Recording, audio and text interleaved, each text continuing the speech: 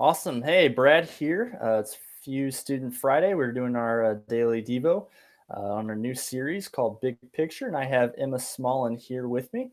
Emma, you want to go ahead and say hello? Hey, what's up, guys?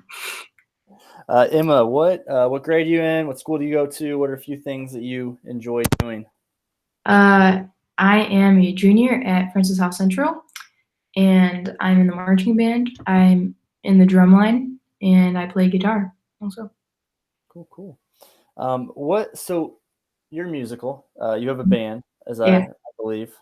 yeah. What's the band called? The band is called Paperboy. Paperboy. What? Yeah. Where'd you come up with that? Like, what's that come from? I don't really, I don't really know. Me and my friend who are in the band together, we kind of were just like FaceTiming one night, and then we were like, "What is the most like indie band name we can figure out?" So we just kind of thought of Paperboy, and that's like our whole brand now. So Awesome. That's cool. Have you guys been able to do like during this kind of quarantine thing? Have you been able to like still play music together or record anything, or what's that look like? yeah, we have a couple projects going on right now.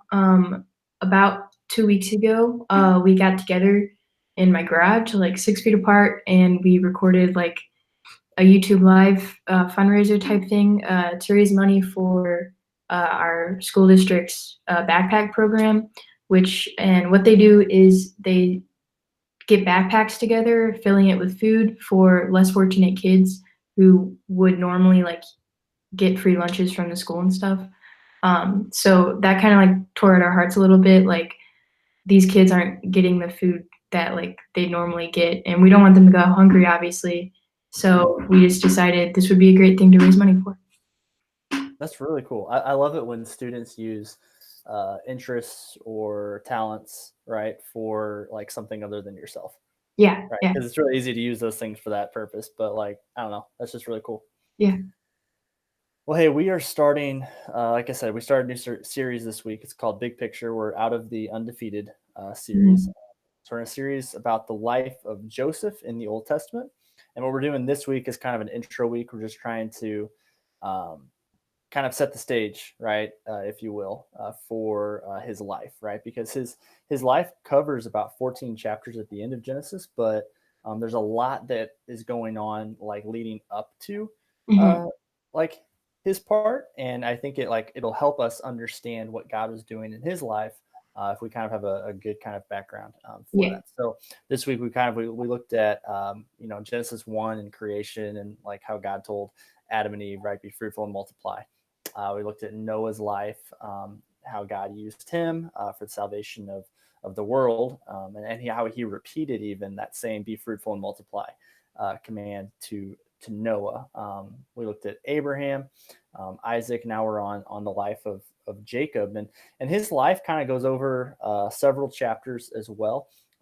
Jacob, he's kind of this schemer. He kind of deceives people. He manipulates situations. He loves to be um, in control, right? And so Mhm. he leaves he plays not really a prank, but he steals the birthright and the blessing that was meant to go to his older twin brother Esau.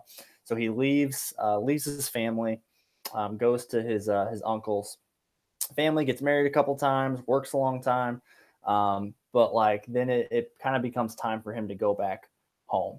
And so in Genesis, I think it's 32, we find him wrestling with God. And I don't know, I just think that like when we think about this idea of big picture, right? The whole thought there is that so often in life God is doing things and he's working things. Mhm. Uh, but we don't always get to see the big picture of what he's doing until like the end. And so it's kind of hard to maybe trust or to have faith like in the moment, especially because like Jacob, I think we all love to kind of control things. And in Genesis 32, Jacob actually he wrestles with God. Like he actually wrestles with him, like to the point, we all I think do that in like a figurative way, but here he is like literally wrestling with God. So Emma, I don't know, like what anything stick out to you there, or I don't know, like I don't know if there's any parallels to what we're experiencing or going through right now. Yeah. So when I was like a while ago when I first started reading about like Jacob, it was kind of confusing for me at first because I feel like I just compared to like people like Noah or other people like Joseph, I just was like Jacob is kind of he's one of the more confusing characters in my mind.